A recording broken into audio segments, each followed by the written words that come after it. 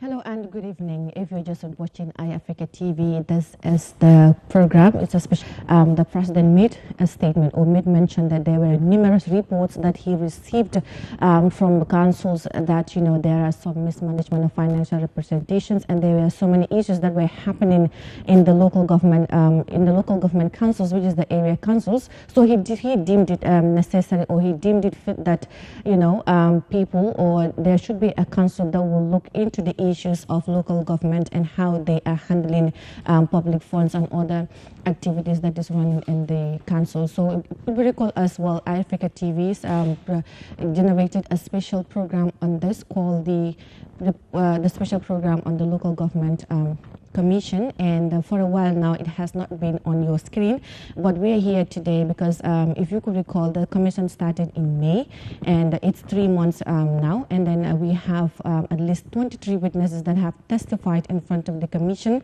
and we have so many revelations that have been seen or that have been heard from the commission from various witnesses, ranging from the council, from also government officials, and as well other parastatals or other stakeholders. So we will be discussing today what the commission has discovered as so far when it comes to the commission and the witnesses also that have passed through or that have testified in the commission. Di leen nuyu rek di leen sant soo leen di leen sant yéen a ngi seen Eyeafrica TV seen special programme council bi local government council bi nag programme bii nii toog ngeen lu yàgg gisu leen ko seen screen si waaye tey dañ leen indilaat programme bi parce que suñu ne local government council commission bi ki nga xamante ne mooy président Adama Barrow si njëlbeeni at bii nii génnoon na wax ne rek foog mu sampa li nga xamante ne mooy commission maanaam gëstu pour rek seet li nga xamante ne mooy doxalini local government area council si maanaam si seen ay koppar ak si li nga xamante ne seen i dépense wala lépp loo xamante ne daal mu ngi dox si lii di commission bi mu gis ne nag mu ne report ci bari nañ si moom maanaam daal ay njuut njaaj ay tuumal njuut njaaj yu fa xew moo tax mu ne daal foog mu génne li nga xamante ne mooy commission pour ñu make sure rek li nga xamante ne mooy local government area council ñu xam si lan lañ doon def depuis 2017 ba 2022 mu nekkoon loo xamante ne lu ko soxal la moo tax mu samp li nga xamante ne mooy commission bi nag mu ngi commencé si li nga xamante ne mooy ci weeru mai fu nekk nii am na ñetti weer te si diiri ñetti weer yi li nga xamante ne ñaar fukki nit ak ñetta toog nañ si council bi ñu laaj leen ñu tontu leen soo tey nag programme bi tey si loolu la ñu sukkandiku si loolu la ñu taxaw pour rek gëstu lan ak lan moo feeñagum si li nga xamante ne mooy commission bi ñan ak ñan ñoo fa ñëw waxtaan ak ñi nga xamante ne ñooy commission bi ak ñi nga xamante ne ñooy lead council yi maanaam ñooy laajtekat yi ñoom ñuy tontu tey nag maa ngi fi am ak ki nga xamante ne mooy Alhaji Mamadi Kurang nag suñ ko déggee xam nañ ko si politicien waaye tey solu mbubi politicien te mu ngi sol mbubi li nga xamante ne mooy économiste ak ki nga xamante ne xelam màcc na torop si li nga xamante ne mooy yëngu-yëngu bari fii nii ci biir réew mi te réewu ni mbir nag ki nga xamante ne tam mooy Mamadi Kurang am na li nga xamante ne mooy expérience su ñëwee si wàllum commission ak seeni doxalin moom lañ am tey fii si biir kër gi Eyeafrica TV ñu war a waxtaan ak moom si li nga xamante ne foofu mooy tolluwaay commission bi ci bu mu commencé depuis mai ak léegi nii ñu war a waxtaane rek li nga xamante ne ruusee na fa di la nuyu Mamadi Kurang. commission bi am na 3 months depuis buñ ko sampee ba léegi ci weeri mai te li nga xamante ne mooy ñaar fukki nit ak ñetta ñu ko gën a xamee si witness toog nañ si li nga xamante ne mooy commission bi ñu laaj leen ñu tontu seeni laajte balaa ñu dugg si biir waxtaan bi rek proper naka nga gisee council bi commission bi diggante diiri ñetti weer yi nii. waaw jërëjëf Mariama thank you very much di la nuyu di nuyu sa déglukat yi tam Eyeafrica commission bi comme niñ ko gisee at the beginning ñu ne presidential commission la dafa mel ni the president set up the commission parce que dafa am powers under the law buñ setee commission bi at the beginning am na different perspectives am na ñu wax ne waaw commission is a witch hunt comme local government election baa ngay ñëw the chairmanship election and the mayoral election is coming dañ bëgg a like use it for politics for those bañ gis press conference bi nga xam ne some of the mayors or chairperson génn nañ ñu ne dañ commission bi amuñ time to respond to the commission because ñoom ñu ngi war a dem for campagne so duñu am time pour respond to the commission mu am politicians yu wax ci tam ñu gis ne government bi tam génn nañ defend why the commission Ministry of Justice Minister bi of Justice joxe statement moom why he thinks the commission is necessary te xam nañ ne tam balaa commission bi obviously lu ko state amoon na ay yëngatu yu xew si council si amoon na fi audit reports a famous statement of the president that an audit is just an opinion, and the reaction, you fa xewoon lii yëpp mu ngi doon xew and then more developments that led to the commission. Why gis nañ tam another interesting thing, man ko bàyyi xel commission bi tam, buñ ñëwee even though am na ñuy wax ne maybe it's witch hunting and so on, then nekkut startuñ seen liggéey di bring out a lot of these witnesses much bala election bi. Dafa mel ni bala ñoo start di bring out the witnesses fekka council election bi dem na beromba mayoral and chairmanship election.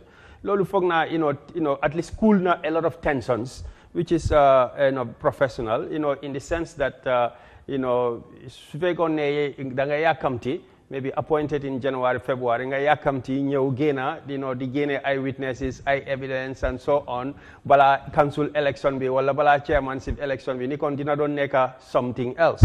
Wala nga commencé di oote councillors ak mayor si pour ñu ñëw testify while they are still campaigning, loolu dina doon jéema nekk li technique dina am issue daal.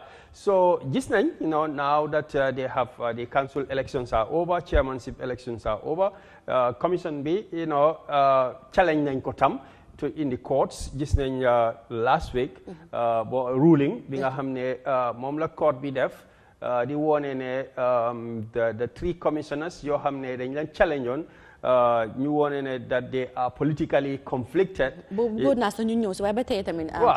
just mentioning it now as an issue. Boobu tam gis nañ ko last week court bi def na fa ruling. So léegi nit ñi settle down nañ ne realize ne commission bi is here to stay, dafa continuer.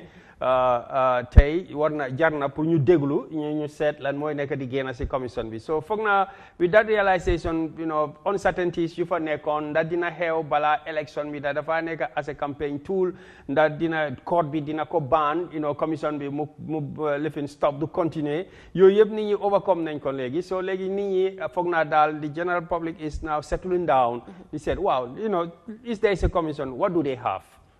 What has been happening in the councils for the past 5 years dañ ko déglu ñu seet li ñoo wax. So foog naa loolu mooy stage boobu lañ nekk nii people are beginning to listen to see what do they have. Yeah exactly. So dafa bëri woon coow torop commission bi bëri woon na coow ñii di wax ne comme na koy waxee rek ay political witch hunt la ndax ñi nga xamante ne ñoo war a dem campagne ndax dinañ am time pour dem campagne su fekkente ne ñu ngi leen war a soxla li nga xamante ne mooy commission bi xam nga wax ju bëri waaye ba tey rek élection yi passé na ba pare tamit nit ñi vote nañ te benn chairperson wala ñu doon taxaw élection mu nekkoon coow lu bari waaye balaa ñoo dem fen rek dama bëggoon ñu déglu first story bi nga xamante ne first witness bi nga xamante ne testify na mu nekkoon former deputy permanent secretary rather minister of local government and lands. We will go with that story and then ñu ñëwaat waxtaan bi gën a yaatu. The issue of financial operations and regulations have been a major issue in local councils. According to President Adama Barrow, this is among the reasons why he set up the commission to look into such activities to establish informed policy choices for effective local government reform and a functional decentralization workspace. When asked by the council on government's obligation on meeting up with the financial demands of councils, P.S. Sanyang replied that the act stipulates for the government to give 25% from its development budget to councils to complement their projects. But Sanyang was quick to say that 25% had not been met by the government. Local councils generate their revenue by collecting tax, license, and the like.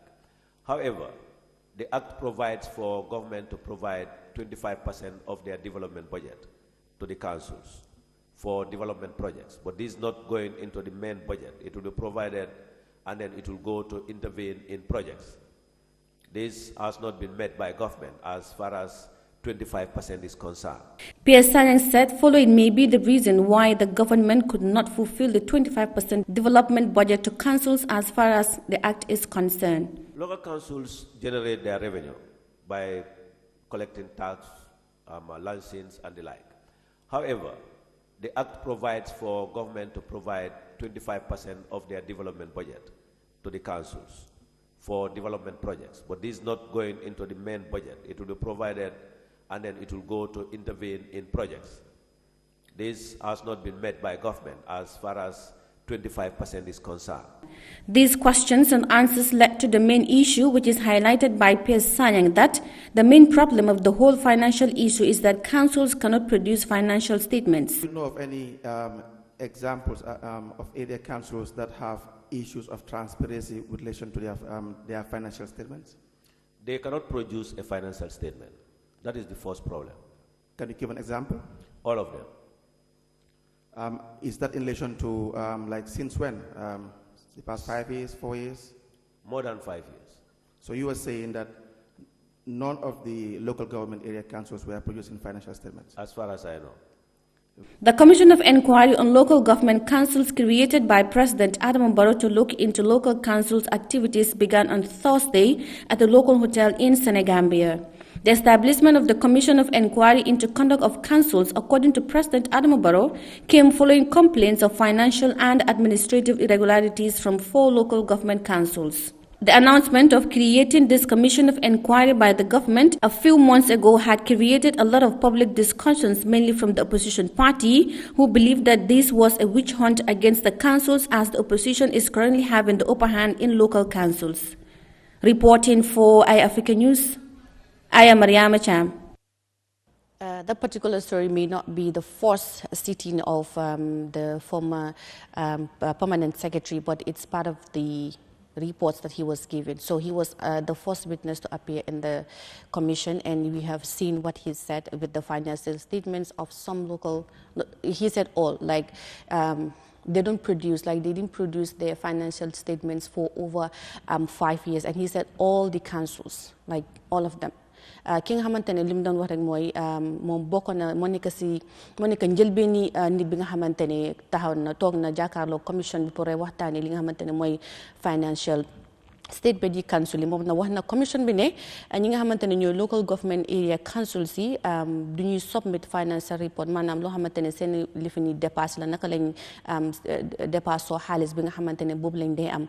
wax na ne tamit li nga xamante ne mooy 25% project boo xamante ne dafa war a jógee si government dem si li nga xamante ne mooy local area councils yi li nga xamante ne mooy government tamit nekkuñ di release xaalis bu maanaam that 25% pour mu war a dem si li nga xamante ne mooy local government councils te bii nag bokkut ak seeni dépasse maanaam seeni comme tax yu ñu dee collect wala yeneen duties yu gars yi dee collect loolu bokkut si 25% bi dafa jógee directly from the government pour ñëw si council pour rek jàppale leen si li nga xamante ne mooy project yu ñu amee waaye moom nag wax na ne li nga xamante ne mooy 25% boobu noonu nekkul di dem si council maanaam government génnewuñ xaalis boobu noonu pour rek jox ko ñi nga xamante ne ñooy local government area council si so Mamadou Kurang wax na fii ñaari mbir benn mooy council si for over 5 years submitted seen financial statement beneen bi mooy 25% bi nga xamante ne government war na koo génnee jox ko ñi nga xamante ne mooy commission bi so ñu commencé si financial statement si naka nga gisee déggee ne li nga xamante ne ñooy area council si for over 5 years mënuñoo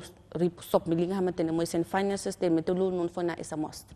Yeah, I mean because ñaari issue yi dañ am relationship xam nga su fekkee ne council nga right government bi war laa jox loi bi mu ne government bi daf la war a jox like a percentage 25% of your development expenditure nekkut ne da ngaa bindal letter rek nga ne government waaw jox ñu 25% is equal to $5 million now da nga war a am a track record right sa track record bi dafa feeñ ci sa financial statement bi right sa financial statement bi mooy comme ci at bi right li nga liggéey ak yi nga plan at buy ñëw nii right you know naka la tegoo si at bu passé nii ak naka la fa war a taajoo si at buy ñëw so boobu mooy financial statements loolu la xëy na government bi di soxla so council si ñoom like a public institution dañ am a public finance act right loi boo xam ne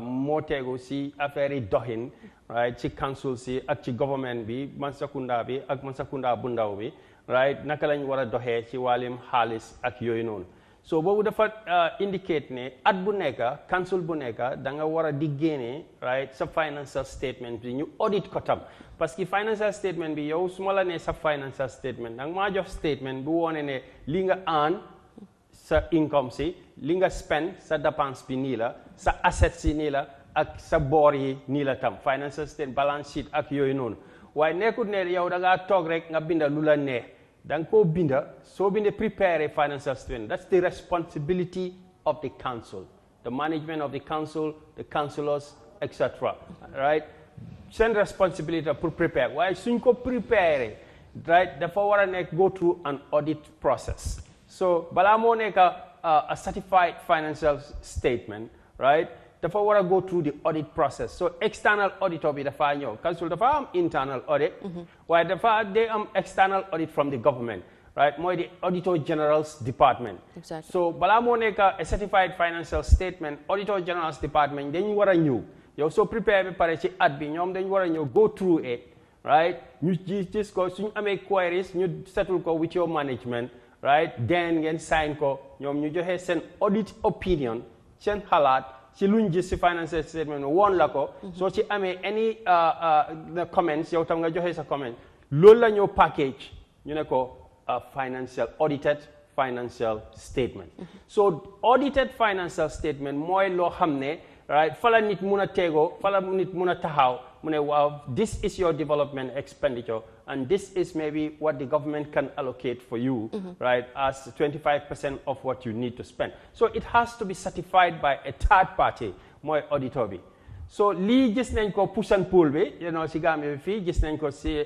PAPEC bi that's the National Assembly Parliamentary Committee boo xam ne more responsible to review right gis nañ tam auditors report si bi nga xam ne dañ ko dee am waaye am na leena lu feeñ right mooy ne council see almost all of them they were behind exactly. understand nga in terms of preparing financial statement so therefore comme suñ nekkee 2023 right xëy na ba tey ñu ngi am ay issues in 2021 financial reports or 2022 financial reports that are not settled and 2023 is almost about to be finished so delay bi obviously doo ko mun a take fen except on the councils themselves because whose responsibility is it to prepare financial statement? It is the responsibility of the council and the management of the council. So whatever delay is there, yeah, they can say because of this and this and that, but at the end of the day, it's still your responsibility to submit audited financial reports.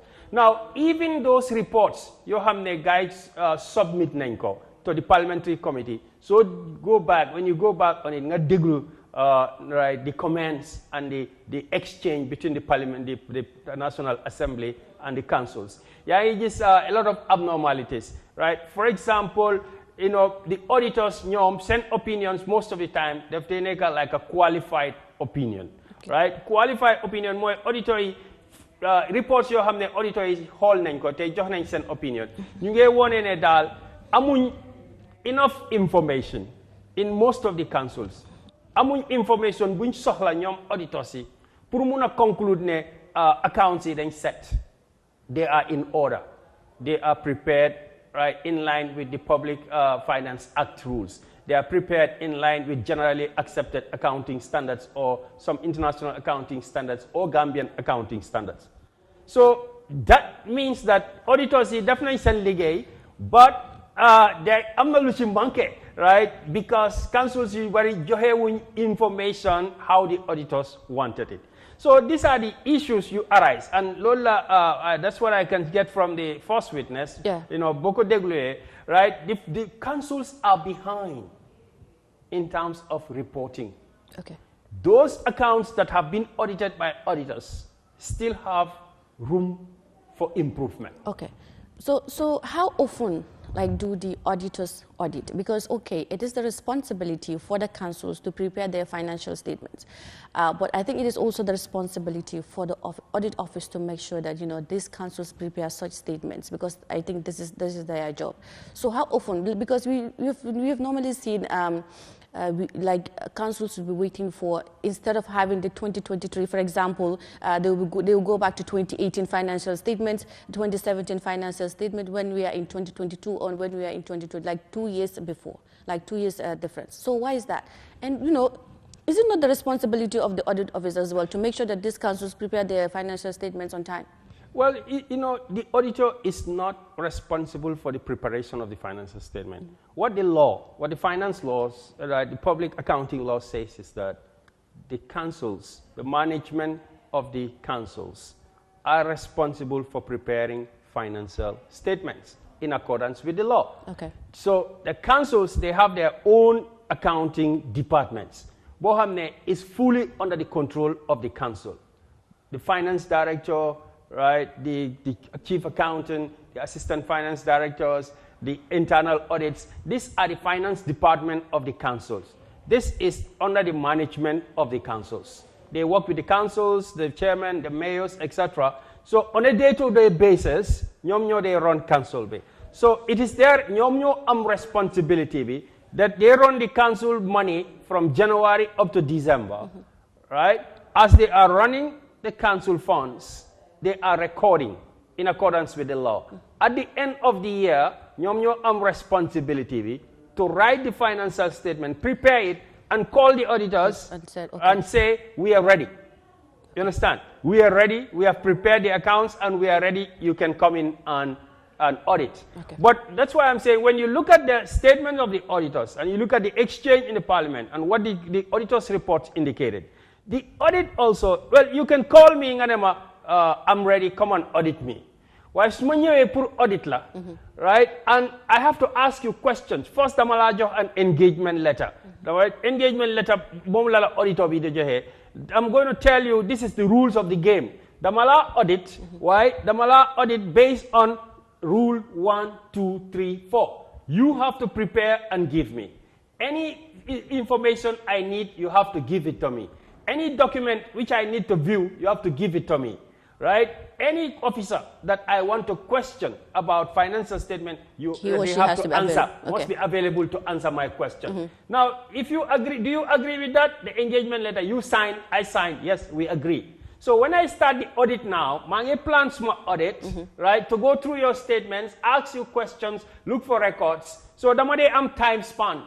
Okay, if I can get all this information in my audit engagement, it might take for like 2 months to finish this assignment at this council. But that is provided that lima latte yang makoja. Okay. So auditor be started, legi muy commencé di latte, right? Mu latte payment vouchers, receipts, etc. And hejna mu ngi calculate ne yow ding ko muna jox this information within 2 weeks. And in 2 months, still now mu la follow, you don't get it. These are the issues we see most of the audit. So, auditor be at the end of exercise, the fly being what is called a management letter.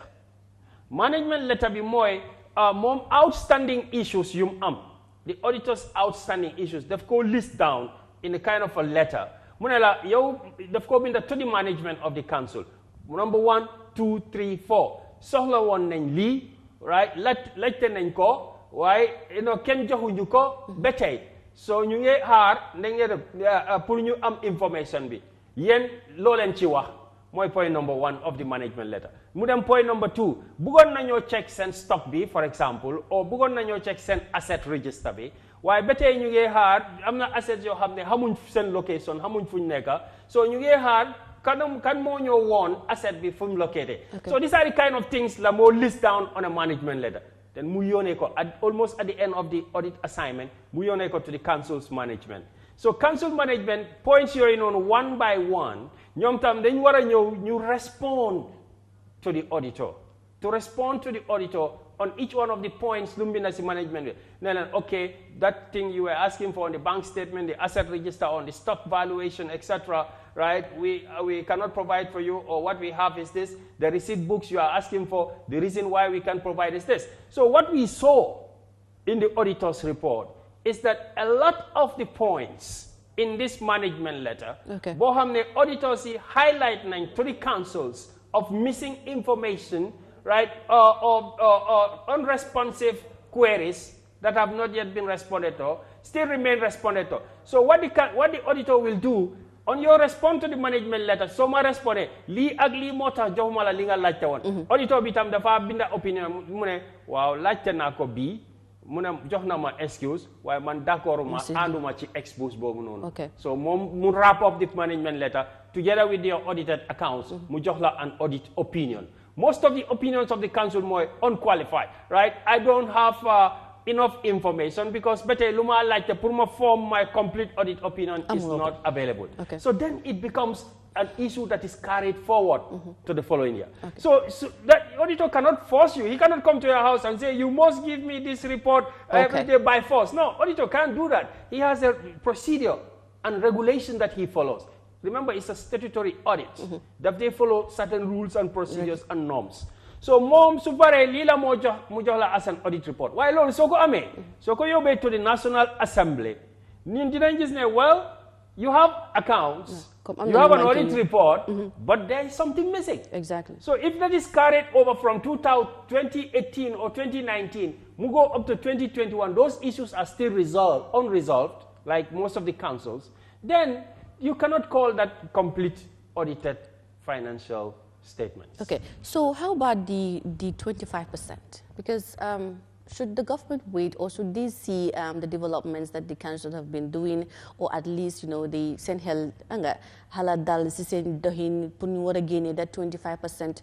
I think it's the council's own. Like they should release those 25%. But I guess Sanyang said government is not releasing that fund.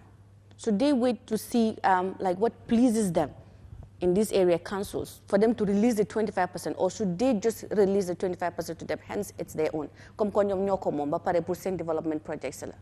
No, 25% be nekul ne dang ko release according to Sane High Hall be wala Sanahara. But okay, but Kimune they are not releasing those funds. Yeah, like the funds are not coming. Listen, man call deglu. Because lumala wa moy there is the Public Finance Act. Okay. Act be the flood what you are entitled to this, but based on this and this condition.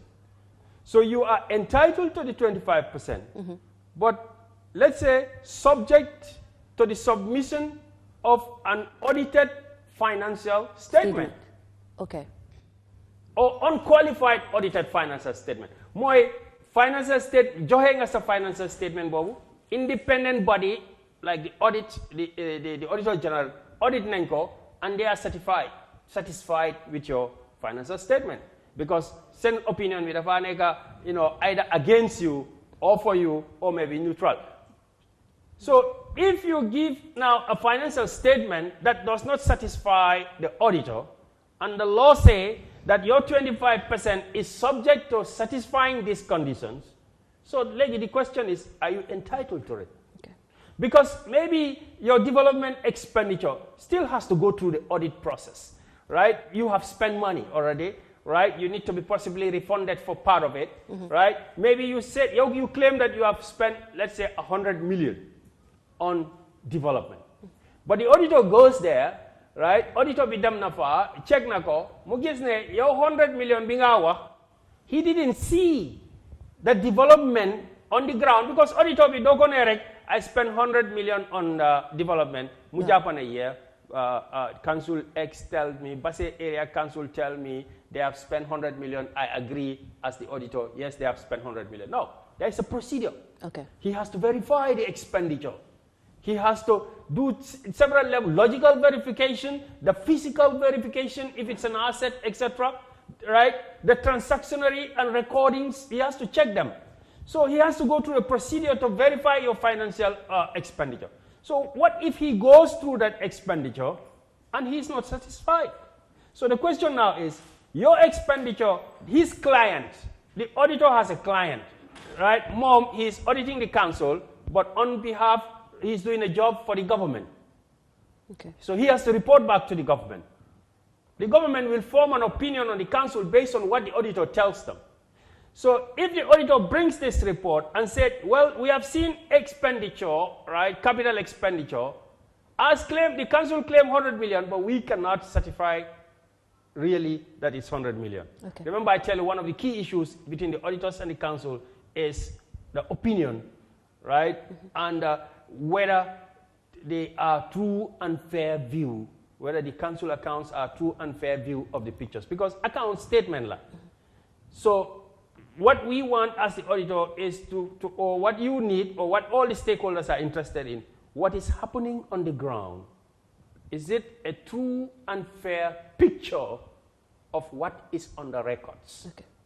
That's what the audit issue is about. Okay. If that is not the case, then obviously there are a lot of issues. Okay. Yeah. Yeah. So we just reminding the viewers, our viewers, that you're watching the special edition on the Commission of Inquiry on the Local Government Area Councils created by the President to look into their financial dealings and also their financial management and all those things. The one that is on Eyeafrica TV. So let's just tune in. We what time linga hamantene mo jota hewsi commission binga hamantene president bi tahawal nako pour register linga hamantene moy local of government area councils. Manam sen doxalin si commencé ko 2017 ba 2022 ñu am fi nag Mamadi Courant ñu waxtaane li nga xamante ne moo fa jararu see Mr Courant ñu ñëw si kanam tuuti rek dinañ leen ibil line si yéen tamit yéen mi nga xamante ne yéen a toog seen kër yi di seetaan ngeen call wax ñu seen opinion yi nga xamante ne noonu ngeen gisee council bi so far within their 3 months of operation. Gis nañ fan yi coow li bari na si procurement bi ak council si di jëndi ay bagages si naka su dul noonu daal to be specific nga xamante ne mooy Mansakonko area council because last week gis nañ ne nga xamante ne ñooy procurement department bi wax nañ ne during the COVID-19 pandemic ñi nga xamante ne ñoom Mansakonko area council bi jëndee nañ benn saaku maalo si $6,000 si lu tollu si 665 bags of rice loolu nag mu jaaxaloon bu génnee si commission bi mu jaaxaloon ñu bari di laajte kañ la Gambia am saaku maalo bu jar 6,000 ak lu demee noonu bi révolution boobu noonu génnee as a citizen how do you feel? Yeah, I mean xam nga yëfi purchasing and procurement depuis Jammeh commission so xoolee report bi and the issues yu fa xew for 22 years under Jammeh yaa ngi mun ngaa ñëwee with the verdict that most of the government failures right from 1965 ba léegi right comes in the area of procurement. And there are a lot of problems in procurement. There are the rules of procurement, right? Certain yoo xam ne yoo nga war a follow, right? Su fekkee ne yaa ngi jënd bagage in the name of the government. Tey, what we see in the Jammeh Commission and in other, individual audits and so on that are happening is that people can exploit or abuse the procurement system in so many ways. Overpricing is one of the main two forms of abuse, right? Yaa ngi jënd benn pencil bi soo demee si boutique bi mu ngi cost for maybe $2. waaye nga am procurement boo xam ne nga gis ku jënda pencil boobu noonu in a procurement process, right? Loo xam ne mu ngi jar $2 ñu ngi ko jënda $20. Benn pencil. So go multiply it, right? By, maybe 100,000 pencils, right? Every week, every year, in and out. Di nga gis ne government bi or council bi or whatever institution it is, dina muna lose millions of dollars just because of overpricing. The other thing is, right, procurement, that there are so many levels of procurement, right? So maybe the testimony. There is what is called single sourcing, exactly. And tender, etc. Fana bunega, that they its own method of how you should go about it and why you should have single sourcing. That danko bagas bi danko wara jenda si 1%. Not war loko jang ko wara tender pour ñep dega ko dañ am rules. So government ñom ku leena settle that fanda bobu nonu moy the Gambia Public Procurement Authority, the GPPA. ñom dañ ko establish by an act of parliament. Because why was it established? Dañ ko establish because before that dañ gis ne there were thousands of cases country bi deka bi mu ngi lose, right? It's losing a lot of money and resources. Right, development, you go lose in the procurement process. So the purpose of setting the GPPA was to counter that. Why just even after setting up the GPPA since the APRC government up to now, right, there is still a problem. Exactly. That is revealed in the Jammeh Commission. even after the GPPA, millions and millions of taxpayers' money continue to be lost in the procurement process. So, and that is also being exhibited, in the current commission, right? Procurement is still an issue. Even the government department more monitor the procurement process, is still abuse of procurement in terms of overpricing and so on. And maybe it's just the beginning, right? And of course, the 6,000 for a bag of rice, right? I'm not focusing on one single transaction, right? But I'm just saying that, whatever, is your opinion about it, you cannot deny the fact that procurement is an issue. You cannot deny the fact that overpricing is an issue. You cannot deny the fact that, right, overriding of the procedures of the procurement process is an issue in this country. And lolu mo neka the exhibit in the evidence that we are seeing so far. The problem is not only in the council see bagas, right? Price you cannot imagine it, or government departments are doing it, right? Or you override procedures then go tender you go to single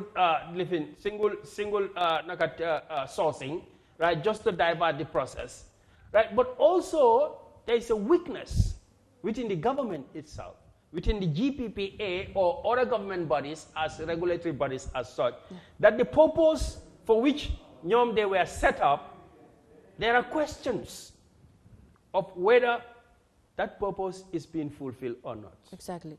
Yeah. Because, looking at that specific hearing, even the commissioner herself was, kind of in doubt. Because we can tell you, I'm council and they have procurement issues. Come like $6,000, and then you have procurement for that matter. Like, what is their job in that? So this has raised a lot of eyebrows whether the GPPA is doing their work as expected. Should they have should they have lapses on those issues? The GPPA, come they set up to kind of solve some of the problems you have in the procurement process, right? With an act of parliament to do that. They both they have an execution function, right? Oversight function, right? And a monitoring and evaluation function also. Why I say they have an execution function? I'm not process your council or government departments. Balanyo gender bagas, then they pass through the procurement process. Balanyo make a tender, major tender, depending on the amounts and the thresholds, then they want to pass through. So GPPA participates. You understand? They participate in the procurement process. Exactly. So again, I'm in contract. Then your council be wangi war am borehole, right? Maybe the borehole is costing, let's say, 200, 300,000, right? Lua bi dafa ne su fekkene rich na amount bi dafa wara dem GPP. Def or ñu wara jënd ay moto or ay motor bicycle. Dañoo def prepare documents you wara prepare, you pass go through the GPPA to make sure that it's fair and transparent, right? And protects the interests of the taxpayer. Okay. So it becomes an executing body because it takes part in the execution process of the transaction. Okay. It is also an oversight body. After taking part in it, it comes back again and make reviews. For me as an accountant, this is a problem. Exactly, yes. This is a problem because number one, you are taking part in the execution, and also you are expected to take part in the review and oversight of that function. So this, I think, is something which the government has to look at in the future. Because unlike the external auditor, we separate. Why is it that in accounting, then they separate internal audit from the external audit? The internal audit is under the command of the council. It's under the command of the government department. It takes part in the transaction process before it is finally executed. Okay. That's internal audit. The external audit is not under the control of the management. So like the government, the Auditor General's department is not under the control of any government department. It's not under the control of any council. So the Auditor General department is not part of the execution, but it is only part of the oversight and the review process. Of that, of a particular of the audit process. Okay. So when the external auditor moom bu ñëwee bu su ñëwee dafa ne lan moo fi xew moom bokkutoon ci lan moo fi xew jox leen ma kayit yi ma xool right ma def suma liggéey ma binda suma audit report. That's fair. There is separation of duties. Okay. Segregation of duties. Because in accounting we tell you one of the key issues to avoid corruption is segregation of duties. Okay. Because doomi adama mutut soo ko joxee moom kenn muy def càmmoñ bi right di def ndeyjoor bi human being is a human being. Okay. So we said don't trust the human being, just trust the system. I'm not saying you should doubt the human being, but trust the system. So the system that separates right duties and responsibilities is more heart cooling than the one which says, well, the guy is a Superman, he knows everything, let him do everything. That doesn't work. So the external audit has that separation of function. But the GPPA now, loxo mu ngi ci tooga bi ba pare mu ngi ci review bi tam. I think this is the strategic problem which man lu ma nekk di gis right so far in the commission. Now the government has a department boo xam ne mooy GPPA ñu ngi bokk ci tooga bi because they participate in the process. Exactly. Ba pare ñu nekk ci review bi tam. I think going into the future, Lolo needs to be looked into. Yeah, because this was an issue because even the Deputy Lead Counsel was querying, like even reading their report, like connecting the dots, it's difficult because even if you read aloud from their statement, you will see that it doesn't make sense according to the Deputy Lead Counsel. Like a body like GPP, it shouldn't even happen like in the first place, Mr. Krang. Because, like people, we're like, if the GPPA cannot even provide an accurate procurement report to be given, then what's next? Like, these are the questions that people are asking.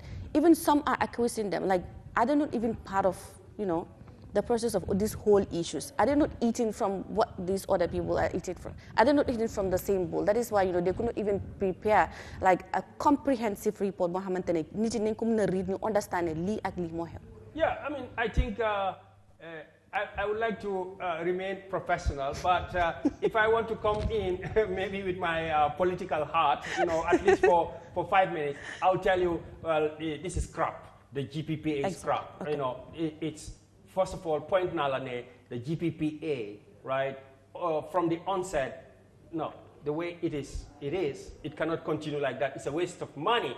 You cannot have your hand in the transaction. You are part of the procurement process, and then you said you are also an independent reviewer. Exactly. It's reviewed.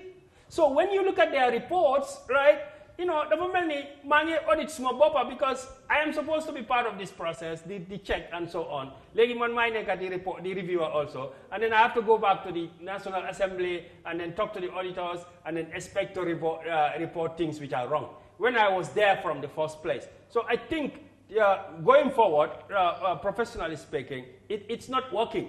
And either the government breaks GPPA into two, set up a completely different body for reviews and oversights functions, and then have another one for how do I call it, for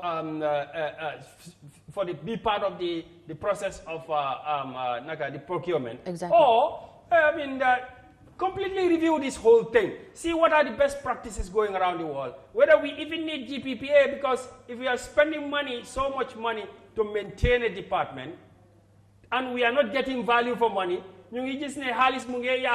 from all the ministries or different ministries and all the councils, right? We are spending money on them, taxpayers spending money on GPPA, and these things are getting worse and worse, and GPPA is still there, right? When some people believe that, well, it looks like they are part of the thing, it's a game, and they are part of the game with the councils, right? The councils are eating money, and they are seeing it, and they can't do nothing about it because so I think this raises strategic questions for the National Assembly, because GPPA is set up by an act of parliament. Most of these regulatory bodies are set up by acts of parliament. right? Whether it is the Gambia Tourism Regulatory Authority, the Educational Regulatory Authority, the disease, the medicine control, right? They come behind this big idea of transparency, go to parliament, set up an an act of parliament, set up a big, huge bureaucratic department, fill it with master's degrees and bachelor's degrees, and think that they will solve your regulatory problem. And your problems get worse. Yeah. And you know, their response raised a lot of eyebrows as well, because they couldn't defend like what they wrote. And all that they were saying was like, it is our mistake, and if we should be allowed to go back. Should you be allowed to go back and do it, rather than doing it properly, so that you wouldn't be asked? Because, you know, this is the GPPA. Like you said, it is a body set, you know, to regulate some of these financial issues, so that, you know, we wouldn't spend huge amount of money on particular materials or areas on these, not only the local government councils, but also other sectors in government also, yes. So, you know, coming out and say, okay, this is our mistake, we could have done it more, or we could have done a better job in this, like, yeah, I mean, how does it sound? As a politician, I would say, well, they cannot be allowed to go back and have business as usual again. They should be broken up, right? The parliament has to intervene because it's set up by an act of parliament. The executive has a responsibility, the Barrow and his government and cabinet has a responsibility to see that there is a strategic error, there is a strategic problem, that public regulatory may be set up because of good intentions, but the circumstances, right, dictate that, right, there's huge conflicts of interest, right, in public supervisory authority. So they cannot be allowed to go back and business as usual. It's obvious. It's not. They are not mistakes. It's obvious. Conflicts of interest. Exactly. It's obvious. There's no doubt about it. They've admitted it, and they know it. We can see the exchange between the council and the GPPA, and we know, you know, the admission is there because there's nowhere to hide. So when there's nowhere to hide, you have to admit it. And when they admit it, the ball goes back to the government, the ball goes back to the parliament, right? Something must be done. There's a strategic error. The assumptions are not actually what they are on the ground. Yeah, many describe it as a serious issue in councils. So it's GPPA on the other side, but the council also as well. Because, you know, during the COVID-19, many people will say like there are so many issues, you know, happening, people using a lot of funds to bump into something. So let's talk about the councils itself.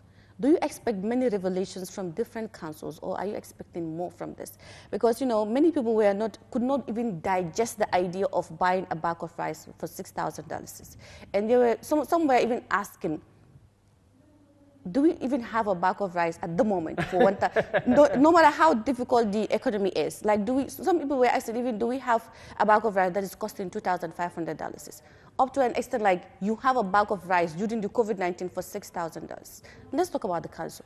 Yeah, I mean, I think for me, I'm already on record, long before the council, the local government, presidential local government council was set up, right? As an auditor, as an accountant, obviously, I don't need this commission, right, to foresee the financial problems that are already happening in the councils and in so many other government departments, right? I can visualize based on maybe the reports I see, the conversations I listen to between the parliament, etc., and access to information which I have from other sources. I've been writing and I've been talking about it, that there are serious regulatory financial misuse and abuse happening in the councils. I've said this before, and I think it is being proven, right? What is it? In terms of what do we expect, I think people are going to be blown out of their minds.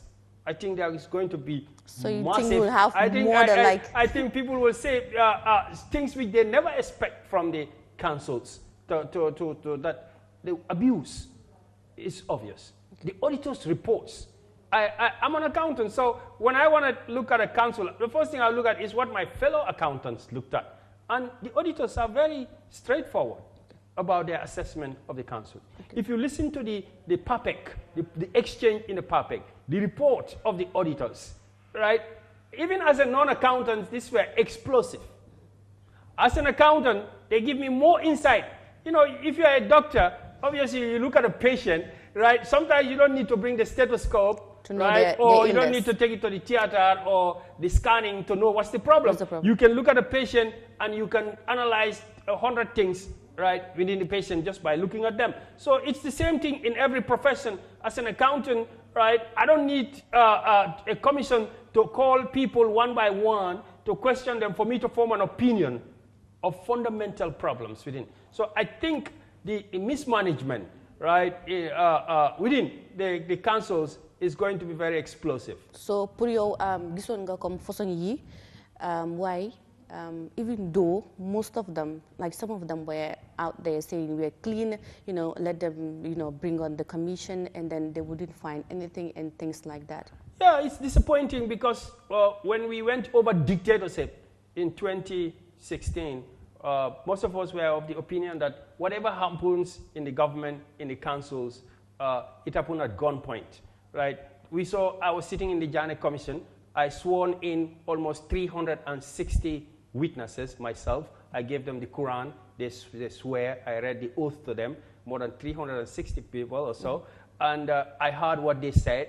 And I had a lot of people come before the Jammeh Commission and said that we did this and that because the soldiers, right, were there with the guns to force us to do it.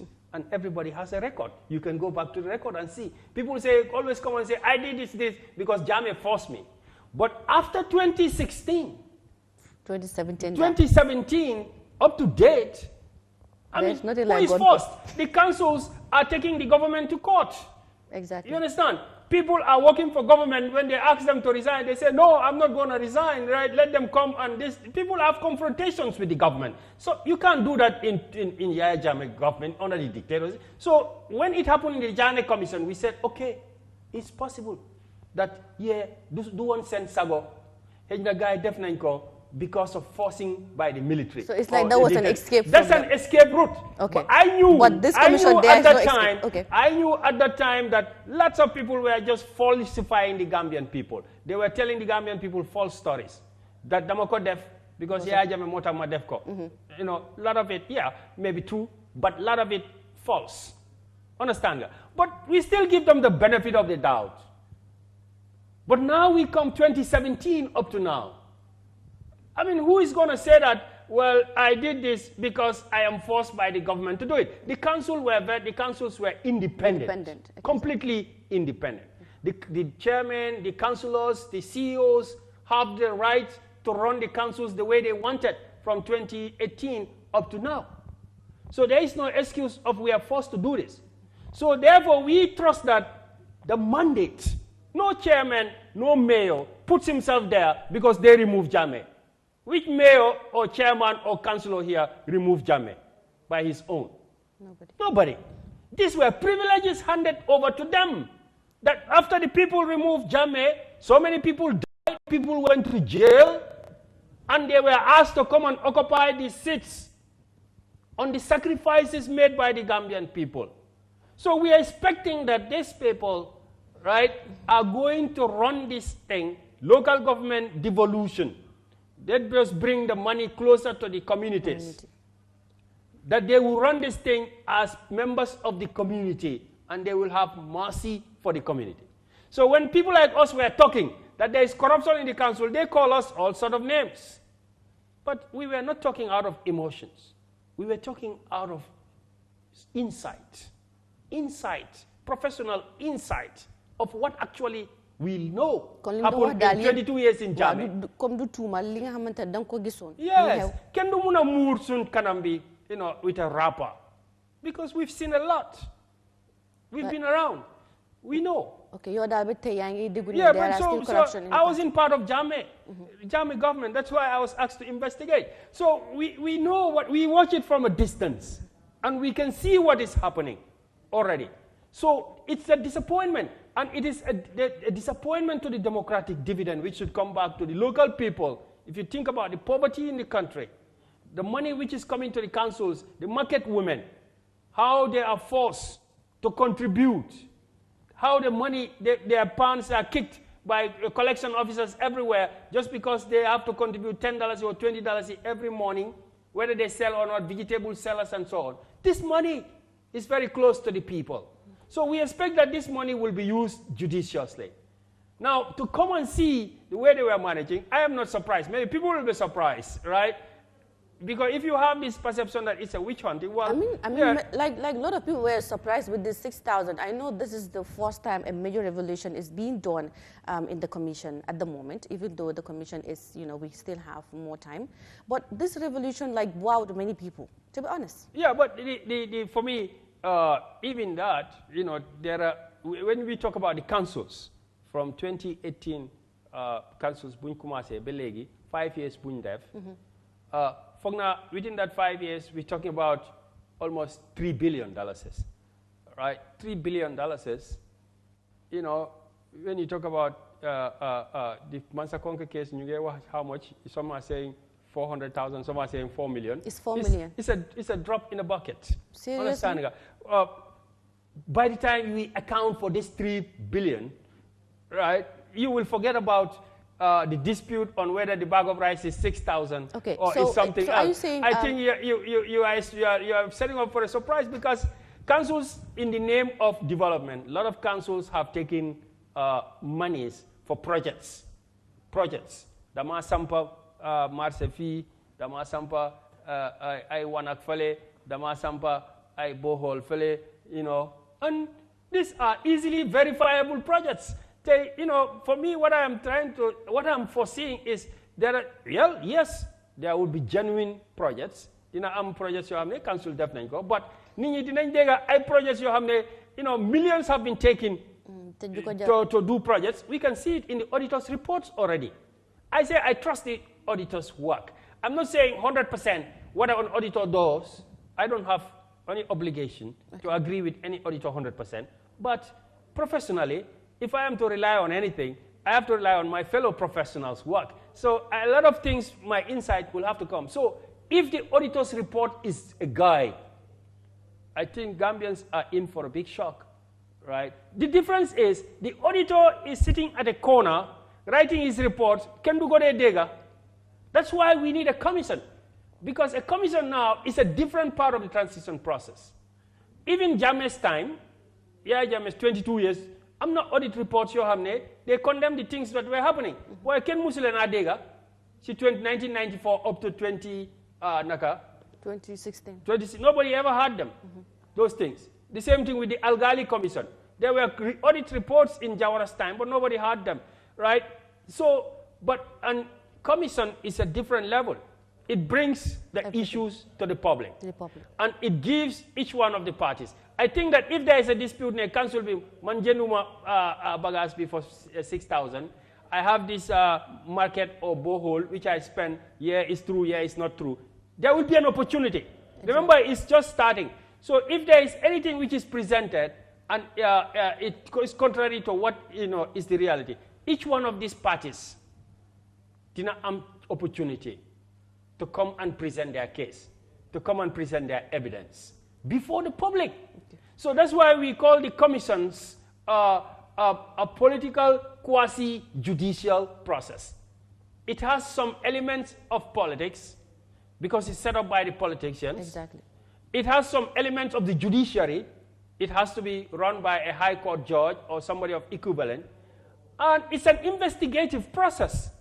So the an audit report does not have all this.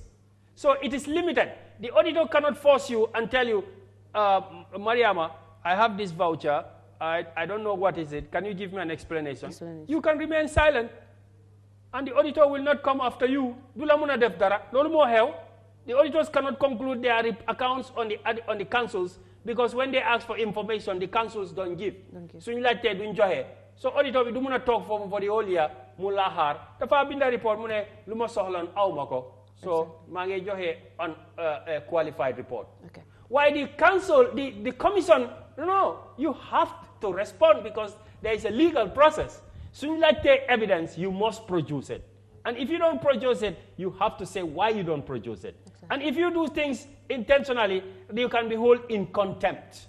Okay. So it has more power than the auditors. Okay. It has more power than the GPPA. So it has the ability to bring the audit report, the GPPA, the council's opinion, the versions, the witness testimony in the open, okay, for the public to be the judge, and later for any other judicial process that the government wants to take to go in place. Okay, so we're still on the commission show. Dile wana ra yene ngay setan nga xamantene moy commission bi ngay waxtane li nga xamantene amon na xew na fi ni ci commission bi ci li joté xew parce que gis nañ ñi nga xamantene ñoy witness yu bari ñew nañ tok ci commission bi wax seeni xalaat ñu laacc leen ñu answer leen waye li gëna fess li nga xamantene mo nekkon ciow li manam moy ben council manam Mantakonga area council jëndee benn saako maalo bu jar 6,000 maalo bu nekk si ñu jëndee ko si 665 bags of rice boo xamante ne saako maalo bu nekk ñu ko jëndee 6,000 li na nekkoon na lu jaaxal Gambian si parce que ñu bari doon laajte kañ la saako maalo àgga si li nga xamante ne mooy $6,000 lii yëpp mu ngi génnee maanaam mu ngi ruusee si li nga xamante ne mooy commission bi président Adama Barrow teg pour rek gestu li nga xamante ne mooy local government council seeni financial dealings depuis 2017 ba 2022 ku bëgg a bokk ci line bi wala ku bëgg a bokk ci programme wala nga joxe sa xalaat ci li nga xamante ne mooy commission bi naka nga gisee commission bi so far mën nga ñoo call ci 2323213 number baa ngi noonu seen screen si ngeen ko gis 2323213 mën ngeen a call ngeen wax ñu seen xalaat naka ngeen gisee li nga xamante ne mooy commission of inquiry pour local government council si still rek ñu nekk ci issue commission bi because gis yaagut gis teñ Rahim Malick Lowe su ay commissioner ñi nga xamante ne ñoo nekk ci commission bi currently di wax ne mutuñ pour nekk sorry ñi nga xamante ne ñooy commissioners parce que ay politician lañ bokk nañ ci li nga xamante ne mooy parti président Adama Barrow bi xam nga wax bi xëccoo fële mu yóbbu ko code waaye daal code bi daal dut maanaam antu lim taxawaloon antu ci daal maanaam dañ génnee li nga xamante ne mooy maire bi bëggoon na pour rek ñi nga xamante ne ñoo nekkoon ci council bi ñoom pour ñu génne leen fa how do you see that because still ba tey ñu ngi si diggante 3 months yi nga xamante ne commission bi taxaw na. waaw foog naa loolu mooy the beauty of the democracy moo tax ma ne la Jammeh seet na fi ñaata commission waaye kenn du dee challenge commission. sorry am nañu benn caller Fabakary ñu jël ko rek ñu ñëwaat hello Fabakary.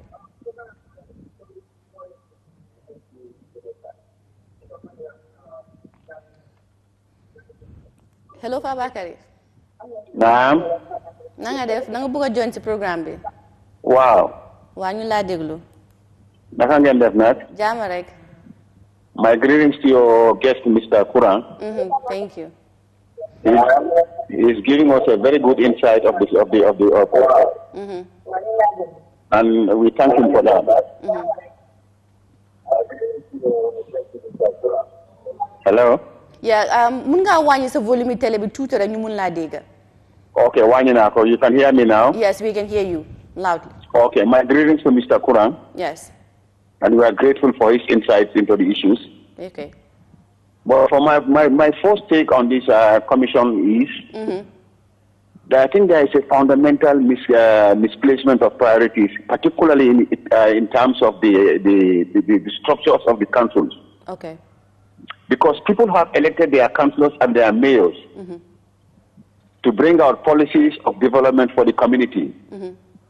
And then we have a central government who is saying we are going to appoint the people who are going to spend those funds. Okay. So from the CEO, the finance director, the director of planning, the procurement officer, all the senior officers of the councils are not being appointed by the councils, but by the central government. Exactly. Now this brings a problem. Because the councils are finding it difficult even to punish any the senior officer of the management for anything they do wrong. I think this is one of the problems of the council. That is what is coming out from the commission, in my opinion. Okay. That the management feels totally independent of the councils, who are people's representatives. Okay. But another important point that I am getting from the councils is, I don't know where that problem lies, but there seems to be a lot of incompetence within the council structures. Okay. I mean, it is obvious that most of the problems there are not necessarily fraudulent, but they are probably incompetent. Okay. For me, that is what I'm getting from the councils. Okay.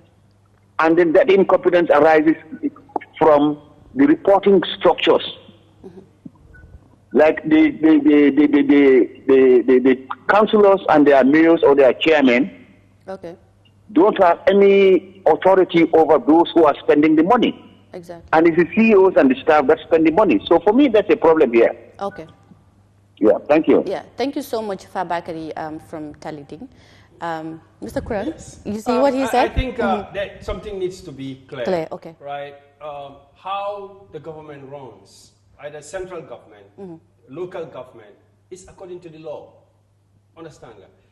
When the law says that there has to be segregation of duties, civil servants should work in the council, and civil servants cannot report to councillors, right? They have to report to the ministry, or they have to report to the civil service, the Secretary General, etc. This is a law which was there, right, even from the time of colonialism, right? Now, unless you change the law, but why would you want to change the law? I spoke earlier here about segregation of duties. The councils should have all the power to appoint everything they want. Why are they looking for more power? Right? Already, law be specified on it. The council, the chairman or the mayor and the councillors, they make the authority on what to spend money on. And they pass it down to the CEO and the finance director for execute. So it's not like CEO finance director be the far top rek bena suwa mune tedal dama wara jenda bena pick up. No. He has no power to do that. He has no authority to do that. He has to have the authority from the politicians that there has to be a budget, right, that the council has to make at the beginning of the period. Certified by the councillors and the mayor, right? And that budget comes down for implementation. Okay. So let's take Kalilu. So that is a point which needs to be very clear. Yeah. Right? So I'll get back to you on that. So we have Kalilu Sise on the phone. Hello, Kalilu. Yes. How are you? Abinyadi. Abidjandoro. Allah uraro be bedare bag. Allah programa be bedare bag. Abaraka. Allah programa alama ala aljo. Amin, amin. Because biring naman sa Kongo area council la kumomo ale kumomo poje o enki yo farabat. Because indam LRR dingol. Na kumomo mo ko mani bodo kilo dala civil woro. Ko sa ko mani bodo tan dala civil woro.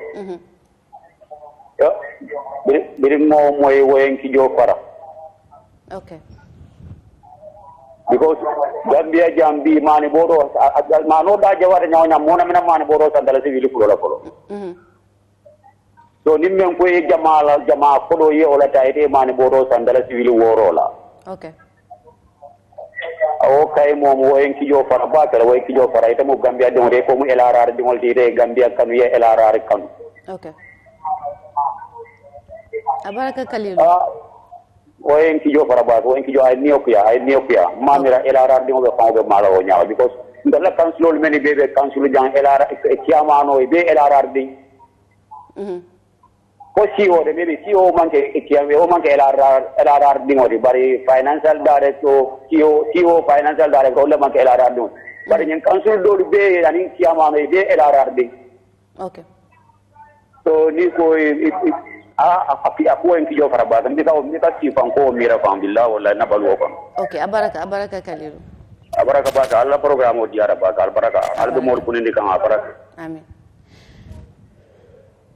So that was Kalilu and his opinion. Yeah. But what the first caller was saying, like the reason why he thinks that there is this issue happening, like the council should purely be like people's decision, like the people, instead of them, being brought in by the central government. Like all of them should be, elected by. So when the central government, the Minister of Finance, Fabita no lebang expenditure ke along ko parliamentarian or mambakalam.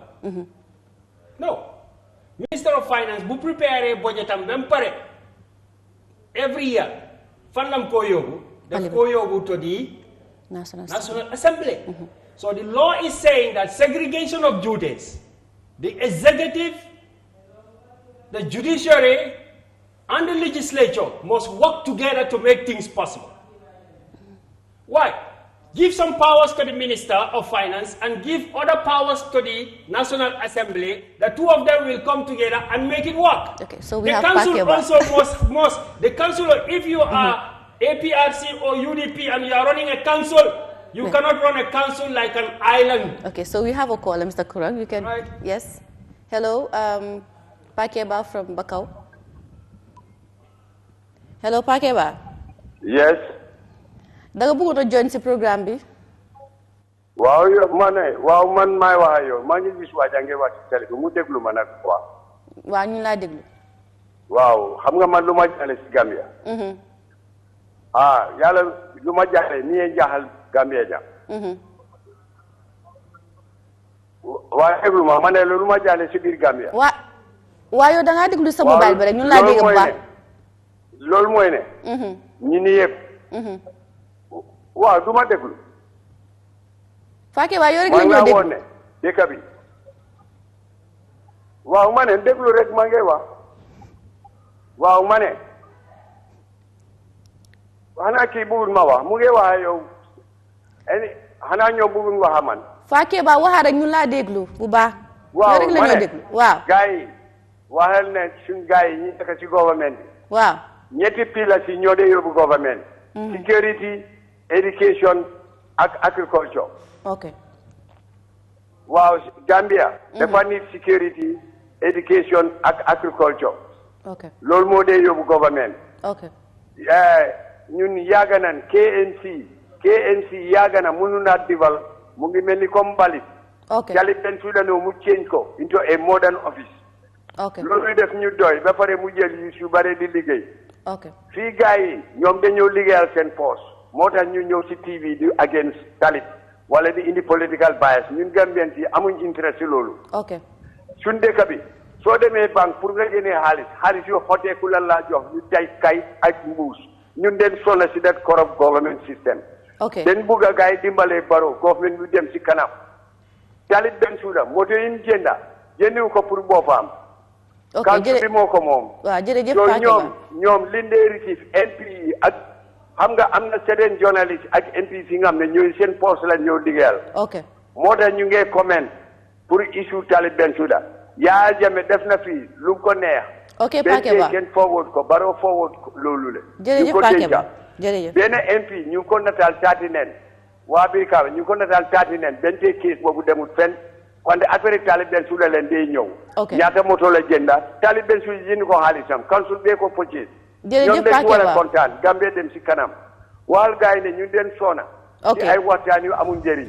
thank you so much ñun at least den bugg a gis ne président bi muy respect security suñ Gambien doom yi seen citizen doom yi ñoo fa nekk di liggéey security soo leen óolu nga ne da ngaa óolu foreign security dëkk bi du mun a dem. loolu ba pare lopitaan bi soo demee hospital Kanifing Westfield Banjul RVA day mel ni comme mbalit. yaa ngi naaw lal yaa ngi màgget even man suma brother foofu la admitté dem dee.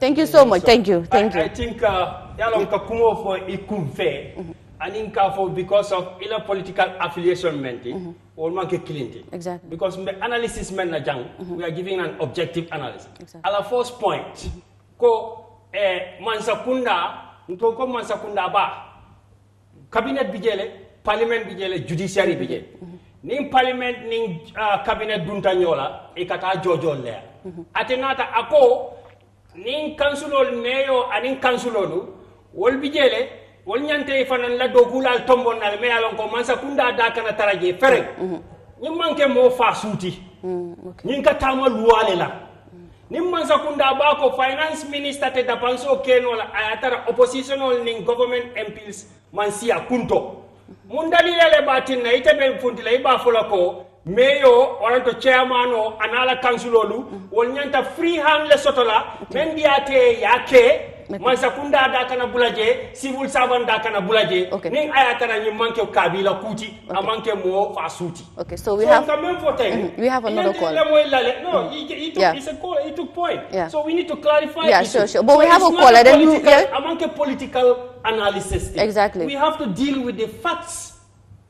You understand? Okay. It is the law. The country is run based on law. Lua me alongo kabirin jawara la wato, tubawo la wato, or lua membije. You can clerk of the Banjul since 1965. They have what they call the clerk, the chief clerk of Banjul. Okay, so he's a civil servant. Yeah. So let's take this caller and then come back. Since that time. Yes. So we have to look at analysis objectively. Okay. Who lebije me alongo ibijele kabirin jawara PPP jamano. Okay. So they call me old bondila because. Okay, so let's take this caller and then come back. Yes, hello, Fakeba. Yes, I think I will advise your guest not to be too emotional. Let him just stay focused. Okay. But then on my point of the earlier point I made about councils not being able to appoint their CEOs, I want to inform your guest that most of the findings of the commission is not based on what was bought. It was how it was bought. Okay. Like the $6,000 bag of rice you were complaining about. The commission is not complaining about buying the rice.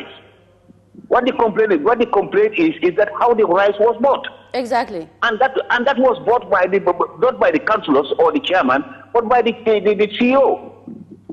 Yeah, I think we are all talking about the same thing. Things are being bought. Nobody is questioning councils of why they buy things. What we are complaining about is how they buy it. And this is exactly what we're talking about. And he's also comparing the council management staff to civil servants. Well, let him remember that it's the government that appoints the civil servants. Okay. So the council should also be able to appoint their own civil servants if we want to have a devolution of system. Okay. The councils are supposed to be totally different. We have to devolve power. We have to bring power closer to the people. Exactly. And one of the biggest stages of power is the ability to appoint and dismiss. Thank you. Thank you, Fatima. Thank you. But the whole point is everybody is complaining about how procurement is done, not why people procure things. Okay. I want your guests to know that we are not complaining about why they are buying cars or why they are buying rice or why they are building boreholes. Exactly. We are complaining about how these purchases are being done. Thank you, Fatima. And that is done by the civil servant. Thank you. Thank you. Yes. Yeah, so I think we are coming to. I think we're talking about the same thing. Yeah. He's coming now. He's coming now. Yes. Because the commission just started. Exactly. And what the commission is doing is laying the groundwork for the case. The commission is going around regulatory issues. Exactly. That's what I can see. Exactly. They called the permanent secretary to testify. And you heard what the permanent secretary said, that the councils never even prepared good accounts. For 5 years. All right, for 5 years. Over That's 5 years. a fact. Yeah. He's a civil servant. He gave a civil servant a regulatory environment. Then they called the commission on council, just like the commission that in the local government ministry that oversees the councils. And then now they call the auditor, the internal audit and the auditor general. Exactly. And now they are calling GPPA. So what the commission is trying to do is to understand, first of all, the first stage of the audit process, the commission process, to understand the regulatory environment around council activities. The second step, obviously, has to be to come to a substantive verification of the transactions. He said we are not talking about what is bought, how is bought. We will come to that. Yeah, exactly. The commission will definitely have to come to that. Because first of all, what is the purpose of a commission? They have a terms of reference, a TOR. And then the only reason why you will set up a commission is because you have evidence and you need more evidence to be able to make conclusions and for government to take steps. Exactly. That was what was in the Jammeh Commission. So you, first of all, investigate around the regulatory process.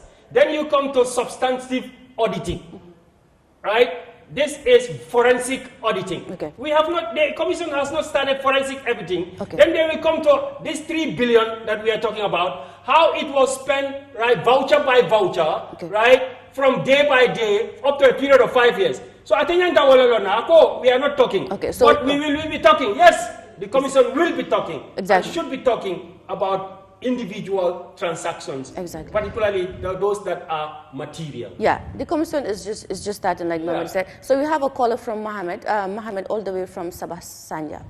Hello, Mohamed. Mohamed, you not new the program. Danga want to contribute to program. Jammeh rek. comme kii li muy wax noonu ci wàllu free service. allo. waaw waaw ñu laa dégg Mohamed yow rek la ñoo déglu. allo. ñu laa dégg Mohamed. allo. waaw ñu laa dégg bu baax Mohamed. allo. dafa mel ni Mohamed nekkul di ñu dégg. soo ñoo déglu ñu laa seet déglu bu baax a baax Mohamed. allo. dafa mel ni Mohamed nekkul di ñu dégg ba. Yes, you were saying something. I cannot hear what. So I think I was talking about the procedure. So he needs to be patient. I don't know whether he's talking because yalla habitat fanan. So what? You be diamo like interest movement yafo. Come in Tedal, man mangewa yalla you started introducing me. I'm a politician. So I didn't start with my political cap. The cap, I started with the economics my experience as an investigator right, in the commission. So I started with that, and then where I want to give political analysis, be honest yes, I'm talking politics. When you be diamula more man for council la muiti, for political activists la muiti tibang, for the itamu just party militant, party jumala militant muiti, itamu doilet, mo beolon. So itamu party jumala ila interest, niyo itan di follow. Then you are honest. Then more listeners for them being chance to learn. You la deglu tam. Dinañ xamne wa ki mom am nañ ne wa doyla mo support te am nañ ne accountant la right am nañ ne politician la tam fi mu nge wax yefi politics fi mu nge wax yefi accounting fi mu nge wax yefi experience on Janet Commission. So ita fanan yow tam soy wax da nga wara ne man may ki bi moy suma interest li la liggéey te politically fi la nekka xam nga lolu analysis bi mu gëna neex.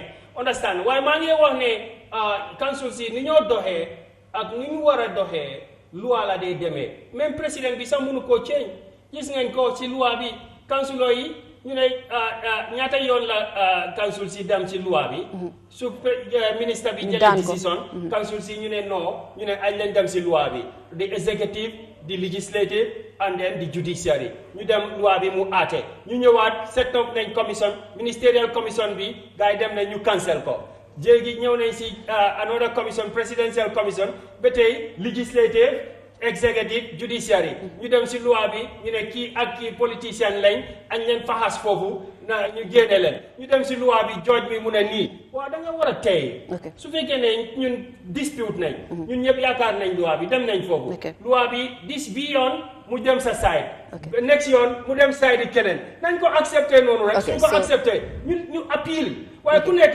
da ngaa wax sooy wax da ngaa wax yow lan mooy sa interest. Okay. Civilized. Exactly. So we have a caller from Badiana, Lamin Sumare. Hello, Lamin. Hello, sister. How are you, Lamin? Naende.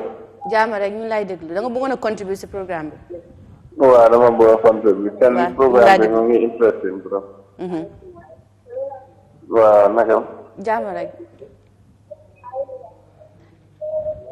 Xoolal da nga déglu ci sa phone bi nga wàññi sa volume télé bi ñu mun laa dégg bu baax a baax. waaw maa ngi ko dégg ma ne programme bi mu ngi interesting trop. jërëjëf ma Lamin. waaw broda bi maa ngi ko déglu ak xel trop ma programme mu ngi wax lu important. dégg la jërëjëf. waaw si analyse bi mu ngi correct trop. yow la nga bëggoon a contribuer naka nga gisee commission bi si 3 months yu gars yi jot a def nii. la commission bi nu moo demee is interesting. Okay. Thank you, Lamin. Okay. Thank you. So we are on the mayor's suit, and then the court deciding otherwise.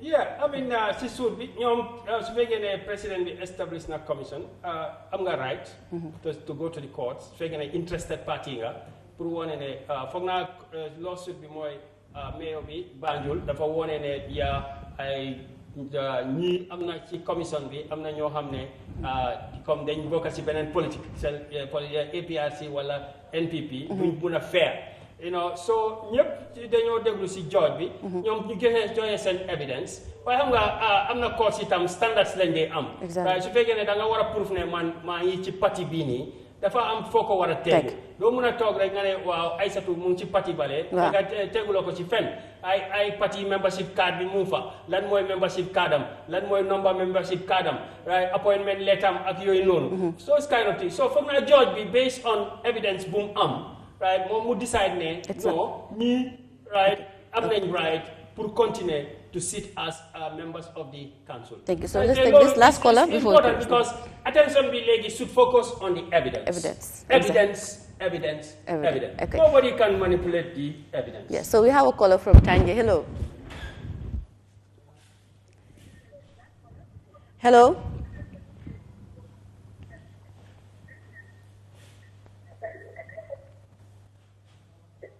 Hello. Hello. Good morning. Mejandorong. Fine. Waa ñu okay da nga bëggoon a contribute ci programme bi. Yeah, dama bokk. Waa yow rek la ñoo déglu. Okay. Ñu ne ñoo contribute. Okay. Xanaa li tax. Déedéet. Bu ne comme ñu dañ am problème sa école. Mo understand. Understand. Okay. Waaye ñu suñu école dafa di ko free. Understand. Am na fii di ka ñun ay xale. Okay. Understand. Okay. So da ngaa gis ne kii fu mu nekkal wax bi te yaa waaye nekkul nekkul di yaatu nekkul di ko wax ne. Okay. Moom dafa am na lu mu nëbu nekkul ne moom na ajeen ñam moo fi ajeen dafa am ajeen na ko def ajeen ñam understand. Okay. Waaye kii sa économiste te xam na économie di daal di nekk rek di waaye du fee toog waaye mu dee photo waaye mu sax toog di ko te moom xam na ne pare nañ ne économie bi nekk suñu économie bi nekk waaye di ko toog di ko jërëjëf Lamine. ndam daf si bugga ndam xam na moom daf bugga ma nu mu daal waaye mu war a demee ba ok so bunu laa tuwa jërëjëf Lamine. Yeah, that was our last caller. So just yeah, because his line also was a bit it was a bit breaking. But I think he was talking about the hardship the country is going through and things like that. So we are wrapping up. Maybe your final, input before we end. Yeah, I mean, I think having experience participating in the Jammeh Commission as the secretary, I've seen that it is very important. Transparency is very important. No matter what your political affiliation, give time to evidence. I think we all agreed that when Jammeh stayed here for 22 years, right, and every government is going to be accountable. I believe that even the Barrow government will be accountable one day. The time will come, right? And I think when it was time to make Jammeh accountable, right, I was very neutral, and I believe in giving it time and based on evidence that we will see that nobody can deny. And that came and passed. And I think if the circumstances, sometimes things have to reach this level.